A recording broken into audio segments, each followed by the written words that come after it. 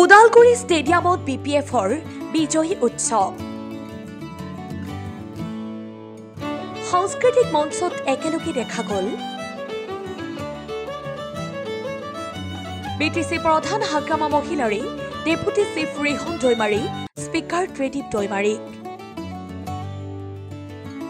বিজয় উৎসৱত ষ্টেডিয়ামত কেবিনেট মন্ত্ৰী EM MC এলি সহ দলৰ নেতাকৰ্মী আনন্দ উল্লাসৰ মাজত সাংস্কৃতিক গীতমাতৰ গেজগেজনি।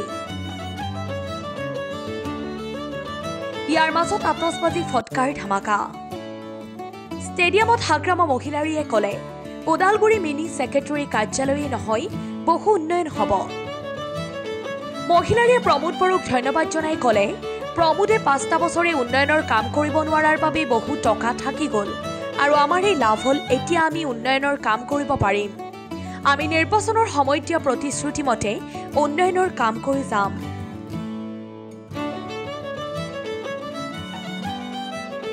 আজি BPF দলৰ উদ্যোগত ওদালগুৰি জিলা হিচাপে বিজয় উৎসৱ পাতিছোঁ। খুব ভাল প্ৰগ্ৰামত আগতে আমাৰ বৰদপা উপেন্দ্ৰনাথ ব্ৰহ্মৰ যিটো শ্ৰদ্ধাঞ্জলি প্ৰগ্ৰাম সেইটো ৰাখিছে।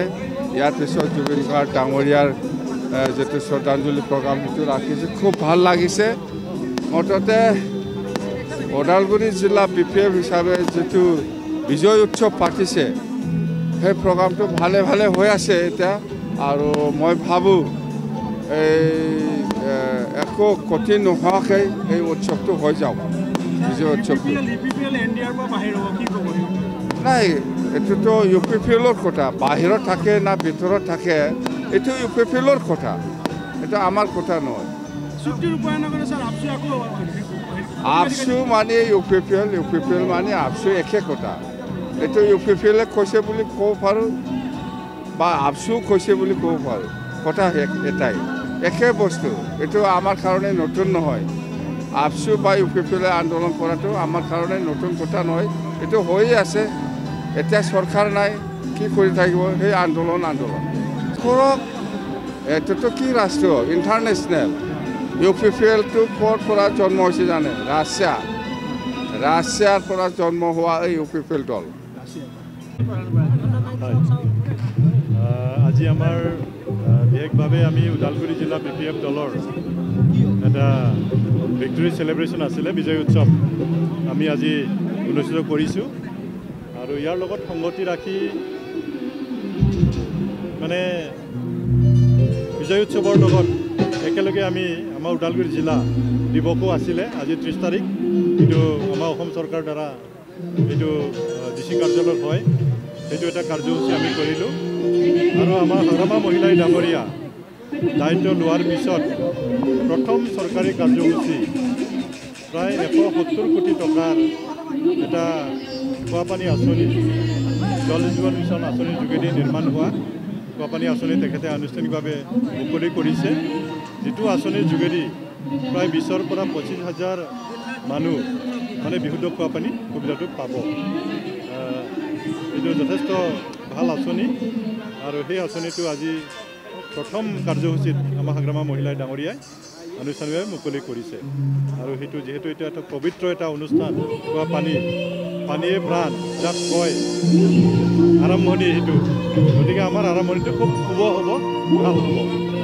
ইয়াৰ পিছত দ্বিতীয় প্ৰগ্ৰাম আমাৰ আছিলে আমাৰ বৰবাজাৰ ওচৰত ধনশিৰি নদীৰ ওপৰত এটা দলং, প্ৰায় 100 কোটি টকা এটা প্ৰকল্প হয়। এইটো দলং হয় বৰচলা আৰু আমাৰ বৰবজাৰ, এইটো কানেক্টিভিটি হ'ব।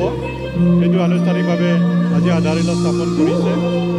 ইয়াৰ পিছত আমাৰ জিলা দিৱসক তেখেতে সহযোগ কৰিলে আৰু তাৰপিছত এই বিজয় উৎসৱ। গতিকে আমাৰ ওদালগুৰি জিলা BPFৰ কাৰণে আজি খুব ভাল দিন, শুভ দিন। আৰু আজিৰ দিনৰ পৰাই আমিও সংকল্প লৈছোঁ আমাৰ জিলাখনত যিবিলাক সমস্যা আছে, আমি নতুন চৰকাৰৰ দায়িত্ব লৈছোঁ, আমি যিমানখিনি পাৰোঁ ওদালগুৰি অঞ্চলৰ উন্নয়নৰ কাৰণে আমি কাম কৰিম।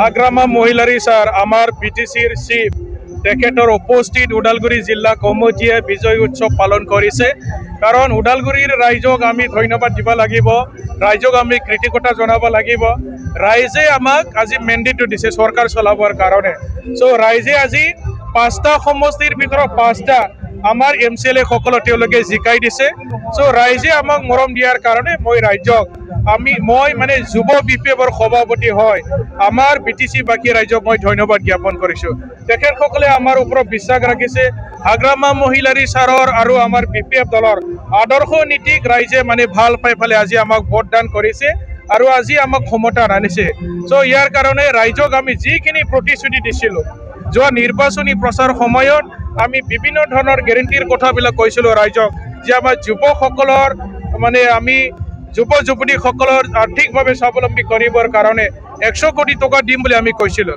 কিন্তু ইতিমধ্যে আমি কামবিলাক মানে অফিচিয়েলি আৰম্ভ কৰিছোঁ মাটি পাটা দিম বুলি আমি ৰাইজক প্ৰতিশ্ৰুতি দিছিলোঁ মাটি পাটা দিবৰ কাৰণে যিখিনি যাৱতীয় ব্যৱস্থা কৰিব লাগে অফিচিয়েলি যিখিনি মানে প্ৰস্তুতি কৰিব লাগে সকলো ধৰণৰ আমাৰ প্ৰস্তুতি মানে অফিচিয়েলি যিখিনি মানে কাম কাজ কৰিব লাগে সকলো ধৰণৰ কাম কাজবিলাক ইতিমধ্যে আৰম্ভ কৰিছোঁ আৰু ইয়াৰ বাহিৰেও আমাৰ ৰাস্তা ঘাট দলং ওদালগুৰি জিলাবাসী ৰাইজৰ কাৰণে মিনি সেক্ৰেটাৰিয়েট মানে ওদালগুৰি ৰাইজে কোকৰাঝাৰলৈ যাব কিনি যথেষ্ট মানে কষ্ট হয় বহুত দূৰ হয় মানে এদিনত কিছুমান কামবিলাক মানে এদিনতে হৈ নুঠে চ' ইয়াৰ কাৰণে ওদালগুৰিবাসী ৰাইজ আৰু আমাৰ বাক্সা জিলাবাসী ৰাইজৰ সুবিধাৰ কাৰণে হাগ্ৰামা মহিলাৰী ছাৰে মিনি সেক্ৰেটাৰিয়েট অফিচ এখন স্থাপন কৰিম বুলি কৈছে ইতিমধ্যে এই কথাটো আকৌ মানে আজি উত্থাপন হৈছে আৰু আপোনালোকক মই জনাই সুখী হ'ম যে কম দিনৰ ভিতৰত ইয়াৰ হয়তো আধাৰশিলা হ'ব পাৰে আৰু কোনটো মানে ঠাইত কৰা হ'ব ওদালগুৰি জিলাত এই ঠাইবিলাক মানে ইতিমধ্যে কাম কাজবিলাক বিচৰাৰ যিটো কাম কাজ এইবিলাক ইতিমধ্যে আৰম্ভ হৈছে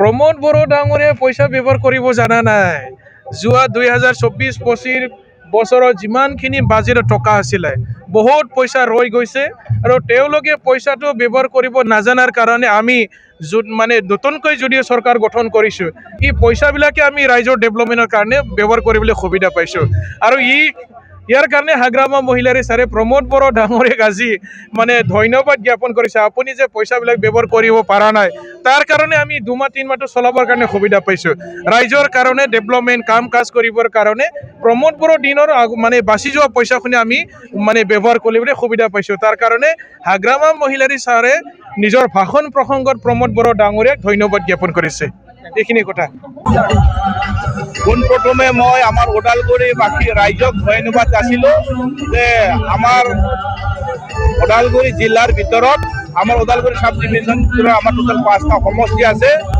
এই 5টা সমষ্টিত 5টা BPF জিতিলে ইয়াৰ কাৰণে আজি আমি বিজয় উৎসৱ পালন কৰিছোঁ আৰু সেই বিজয় উৎসৱ পালন কৰাত আমাৰ দলৰ মুৰব্বী হাগ্ৰামা মহিলাৰী ছাৰে ইয়াত আহি আজি উপস্থিত হৈ আৰু সুন্দৰকৈ অনুষ্ঠানটো মানে ভাল কৰিলে আৰু লগতে আহি প্ৰথমবাৰৰ কাৰণে আমাৰ ওদালগুৰি জিলাৰ কাৰণে ভাল এটা খবৰ বুলি ক'ব লাগিব তেখেতসকলে আহি আমাৰ বড়ো বাজাৰত পঞ্চায়ত নদীৰ ওপৰত এটা ডাঙৰ ব্ৰিজ এটা ঘোষণা কৰি থৈ গ'ল আৰু বিভিন্ন অনুষ্ঠান তেখেতে মানে ঘোষণা কৰি থৈ গৈছে আৰু আহি থকা দিনত আমাৰ কাৰণে ভাল দিন হ'ব ইয়াৰ কাৰণে বহুত কষ্ট কৰি আছে আমাৰ তৃণমূল পৰ্যায়ৰ কৰ্মীসকলে ইয়াৰ কাৰণে আমি সুন্দৰভাৱে এই অনুষ্ঠানটো আজি উদযাপন কৰিছোঁ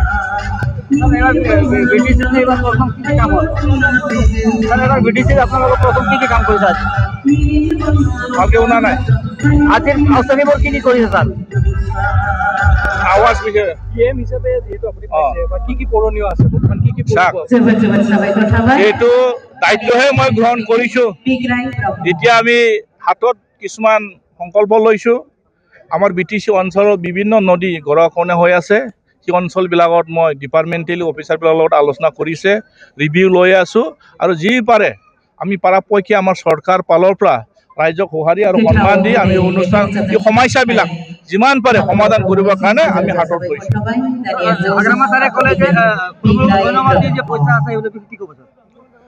কথাটো হয়তো তেখেতৰ কাৰ্যকালত যিটো বাজেট আছিলে সেই বাজেটটো সময়মতে তেখেতে খৰচা কৰিব পৰা নাই ইয়াৰ কাৰণে যিটো পইচা বাচি গৈছে সেই বাচি যোৱা পইচাখিনি আমি যিমান পাৰে যিবিলাক অলপ মানে লাইবিলিটি অকল পে'মেণ্ট কৰিছোঁ আৰু কিছুমান মানে বিল দিব লগা আছে এই বিলবিলাক দিছোঁ আৰু বাকী আমি যিবিলাক কাম ইম্পৰ্টেণ্ট কাম সেই ইম্পৰ্টেণ্ট কাৰণবিলাকক আমি যিমান পাৰে এই পইচা দি আমি কাম কৰিম।